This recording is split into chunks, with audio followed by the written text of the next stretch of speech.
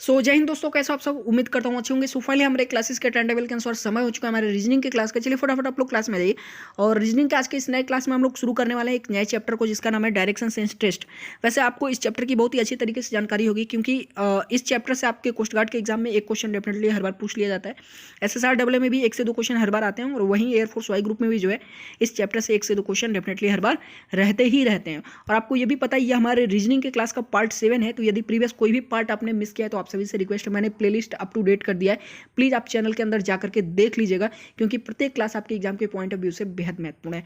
तो देखिए दोस्तों, यदि आपको अपने एग्जाम में डायरेक्शन सेंस टेस्ट पे क्वेश्चंस बिल्कुल सही करने हैं, तो उसके लिए आपको कुछ इंपॉर्टेंट कंसेप्ट्स हैं जो याद रखने होते हैं। ठीक है, सबसे पहले तो आपको अपने जितने भी डायरेक्शंस होते हैं उनकी जानकारी होनी चाहिए कि कौन से मेन डायरेक्शंस होते हैं। ठीक है, कार्डिनल डायरेक्शंस कितने होते हैं, और साथ में यदि हम क्लॉकवाइज मूव करें तो किस डायरेक्शन में कितनी डिग्री होगी। ठीक है, और साथ में यदि एंटी क्लॉकवाइज मूव करें, ठीक है, तो कितनी डिग्री पे कौन सा डायरेक्शन आएगा।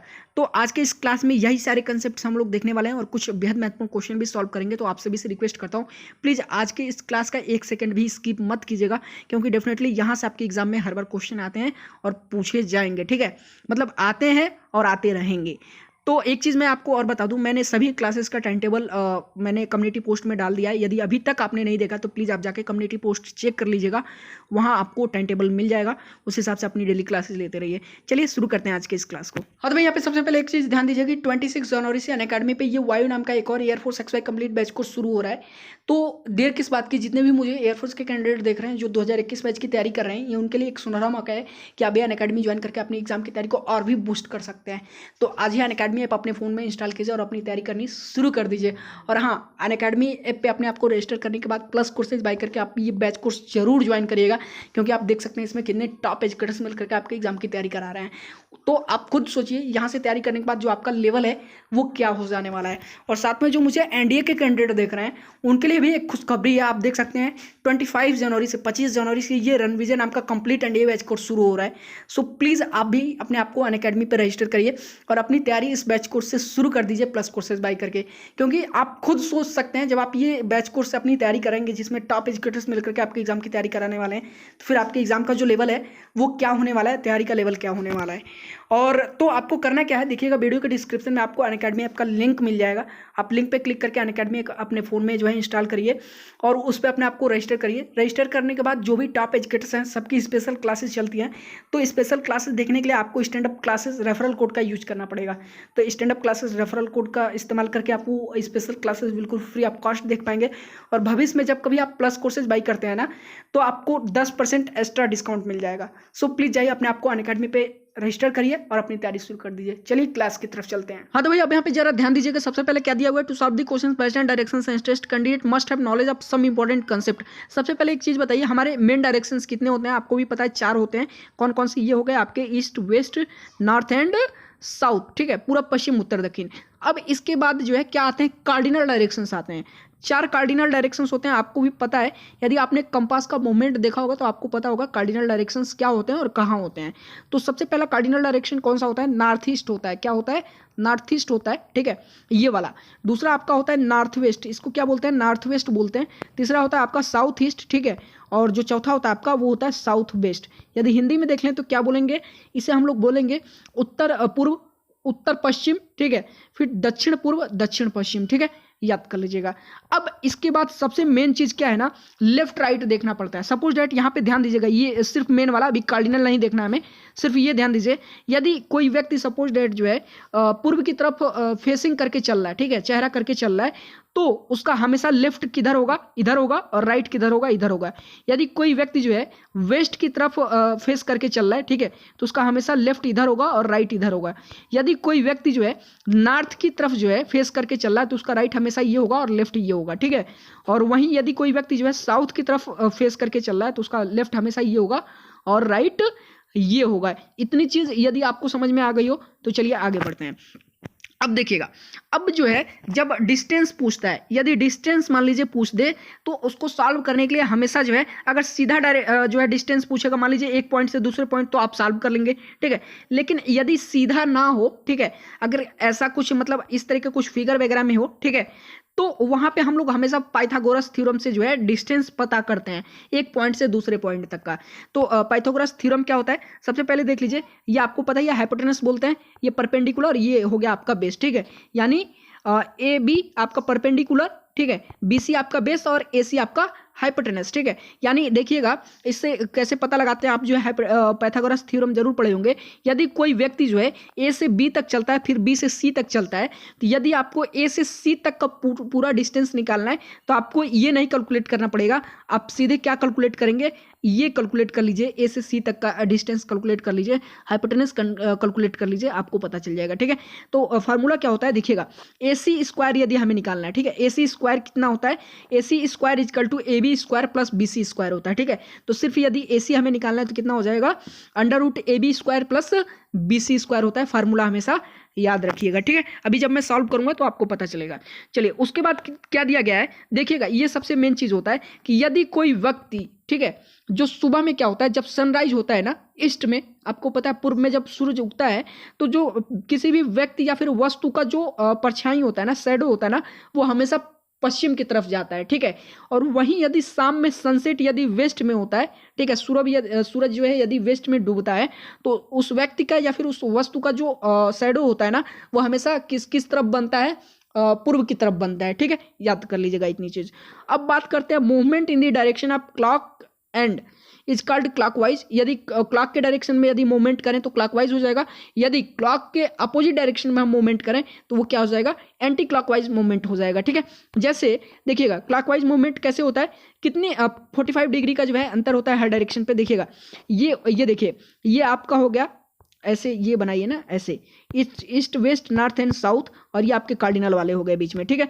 तो यहाँ से देखिएगा ये जो होता है आपका, ये हमेशा नॉर्थ 360 डिग्री होता है, ठीक है, साउथ 180 डिग्री, और जो आपका ईस्ट होता है 90 डिग्री, और जो वेस्ट होता है 270 डिग्री, ठीक है। क्लॉकवाइज की मैं बात कर रहा हूँ, ठीक है। तो अब ध्यान दीजिएगा, ऐसे चलता है, ये ऐसे चलेगा, ठीक है, क्लॉकवाइज हमेशा ऐसे चलता है। और वहीं बात कर लें जो है एंटी क्लॉकवाइज का,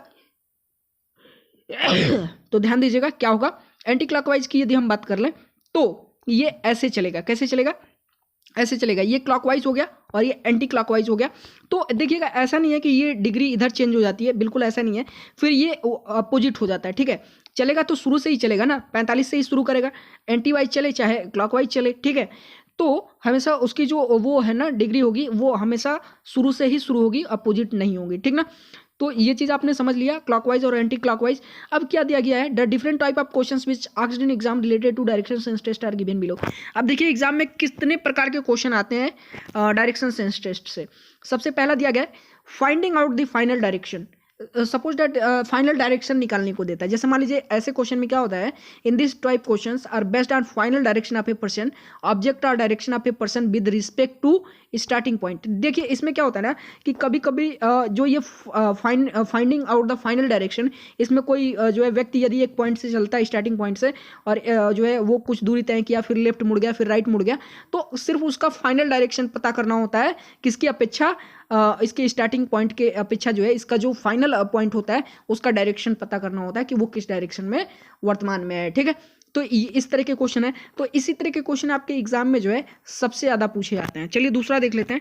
दूसरा जो है इसमें हम लोग क्या पता करते हैं, टोटल डिस्टेंस पता करते हैं। क्या पता करते हैं, टोटल डिस्टेंस पता करते हैं, फाइंडिंग द टोटल डिस्टेंस। जैसे मान लीजिए कि कोई व्यक्ति अगर हम कहें यहाँ ए पॉइंट से स्टार्ट किया, ठीक है, और ये बी तक गया, कितना चला, जो है पूर्व की तरफ जो है 25 मीटर चला, फिर वो लेफ्ट मुड़ गया जो है, फिर ऐसे जो है मतलब ऐसे चलता है कि वो राइट मुड़ गया, लेफ्ट मुड़ गया, फिर 70 मीटर चला, फिर 50-80 मीटर, तो ये टोटल डिस्टेंस कैलकुलेट करना होता है। जैसे क्या दिया हुआ है, the starting and end point are marked using left and right turns.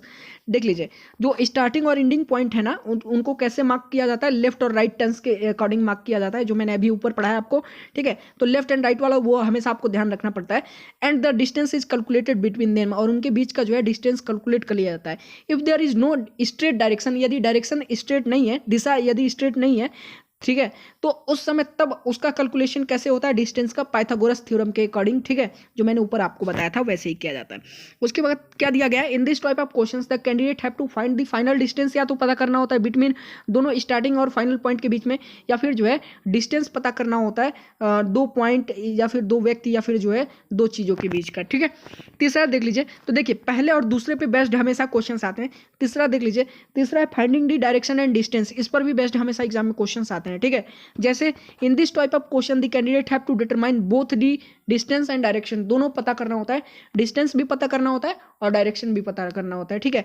जैसे कोई व्यक्ति यहाँ से निकला तो पूर्व की तरफ गया 25 मीटर, फिर जो है पश्चिम की तरफ मुड़ गया, ऐसे मतलब फिर वो किस डायरेक्शन में है और कितने डिस्टेंस पे है स्टार्टिंग पॉइंट से एंड पॉइंट तक, ठीक है, या फिर जिस पॉइंट पे अभी वो मौजूद है तो स्टार्टिंग पॉइंट से उसके प्रेजेंट पॉइंट तक जो है कितनी दूरी है, किस डायरेक्शन में, ये सारी चीज़ें पता करनी होती हैं।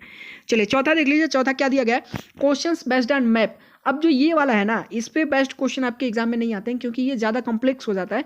तो एक क्या होता है, इसमें मैप दे दिया जाता है कि ये आपका घर है, फिर ये आप घर से मंदिर गए इतने किलोमीटर इस डायरेक्शन में, फिर मंदिर से स्कूल गए, तो इस तरह के क्वेश्चन आपके एग्जाम में बहुत कम आते हैं, तो इनको देखना जो है सही नहीं रहेगा। क्या दिया गया है, in this question some map of a journey of a man from starting point to end point is given on the basis of map the candidate are required to determine the position of starting point with respect to the end point, position of other place with respect to starting point और the position of other place with जो है starting और and point, ठीक है। तो वैसे ही पता करना होता है कि किसी व्यक्ति का जो है एक स्टार्टिंग पॉइंट है तो उसका जो है वो पहले स्कूल गया फिर टेम्पल गया, अलग अलग जो है मैप के अकॉर्डिंग उसमें डायरेक्शन दिया जाता है, ठीक है, और डिस्टेंस बताया जाता है।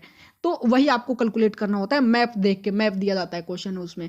तो इस तरह के क्वेश्चन आपके एग्जाम में नहीं आते हैं, ठीक है। चलिए, तो अब जो है यहाँ पे हम क्या करेंगे, अब जितना भी मैंने कंसेप्ट बताया इसी पे बेस्ड हम कुछ क्वेश्चंस देखेंगे जो बेहद महत्वपूर्ण है। बिल्कुल आपको ऐसे ही करने हैं। देखिए प्रत्येक चैप्टर सबसे पहले मैं करा दे रहा हूँ, 2 से 3 क्वेश्चन प्रत्येक चैप्टर के साथ में मैं करा रहा हूँ, और फिर फाइनली जब मैं प्रैक्टिस सेट कराऊंगा प्रत्येक चैप्टर का प्रैक्टिस सेट करा हुए चलूंगा। तो चलिए क्वेश्चन देख लेते हैं। हाँ जी भाई, तो सबसे पहला क्वेश्चन देखिएगा क्या कह रहा है, Deepa moved a distance of 75 metre towards the north. अब देखिए एक चीज मैं आपको बता दूं, क्वेश्चन आसानी से सॉल्व करने का सबसे पहले आप पॉइंट टू पॉइंट जो है डायग्राम ड्रा करते चलेंगे तो आसानी से क्वेश्चन कर लेंगे। चलिए हम भी डायग्राम जो है ड्रॉ करते हैं। क्या कह रहा है, दीपा जो है 75 मीटर का डिस्टेंस तय करती है नॉर्थ की तरफ, ये हो गया आपका नॉर्थ, ठीक है। ये स्टार्टिंग पॉइंट हो गया दीपा का ए, और ये कितनी चली 75 मीटर, ठीक है। और ये हो गया आपका पॉइंट बी जहाँ पे ये रुक गई। अब वहाँ से वो क्या की, she then turn to the left and walk for about 25 metre. अब ये फिर लेफ्ट मुड़ गई। अब एक चीज़ बताइए, अब आप कहेंगे सर आपको कैसे पता लेफ्ट वही होगा। एक चीज़ बताइए, जब मैं आपको पढ़ा रहा था तभी मैंने आपको पढ़ाया यदि कोई व्यक्ति ऐसे नॉर्थ में चलता है तो उसका लेफ्ट हमेशा ये होता है, आप खुद चल के देख लीजिएगा, और राइट ये होता है, ठीक है। तो लेफ्ट इधर मुड़ेगी, तो वहाँ से वो मुड़ गई और कितनी चली जरा बताइए, 25 मीटर चली, ठीक है। तो और ये इसका पॉइंट हो गया सी। अब फिर कह रहा है कि फिर वो उस पॉइंट से जो है लेफ्ट मुड़ गई फिर से एक बार और 80 मीटर चली। तो अब जब कोई व्यक्ति, ये देखिए कौन सा डायरेक्शन, ये वेस्ट है, जब कोई व्यक्ति जो है वेस्ट में चलता है तो उसका लेफ्ट हमेशा ये होता है और राइट ये होता है, ठीक है। तो उसको मोड़िए जरा, इधर मोड़ दीजिए लेफ्ट की तरफ, और कितनी चली है 80 मीटर चली, कितनी चली 80 मीटर, यानी ये डी पॉइंट पे आ गई। पॉइंट जब आप करते जाएंगे तो आपको समझने में आसानी होगी, ठीक है। फिर कह रहा है जब इतना चलने के बाद अभी वो फिलहाल किस डायरेक्शन में आ गई, साउथ डायरेक्शन में है। फिर कह रहा है साउथ डायरेक्शन में आने के बाद 80 मीटर चलने के बाद वो फिर से राइट की तरफ मुड़ गई, किधर, राइट की तरफ। तो साउथ का हमेशा राइट इधर होता है और लेफ्ट इधर होता है, ठीक है। यानी जो लेफ्ट होता है वो पूर्व की तरफ होता है और जो राइट होता है साउथ का वो पश्चिम की तरफ होता है। तो इसको जरा जो है राइट की तरफ मुड़िए, पश्चिम की तरफ। तो ये मुड़ गई और ये ई पॉइंट तक अभी चल ही रही है, ठीक है। तो पूछ रहा है कि in which direction was she moving finally, तो वो फाइनली वो किस डायरेक्शन में राइट मुड़ के चल रही थी। तो अब जरा बताएं, देखिए आपने जब ये डायग्राम ड्रा कर लिया तो कितना आसान हो गया समझना, ठीक है।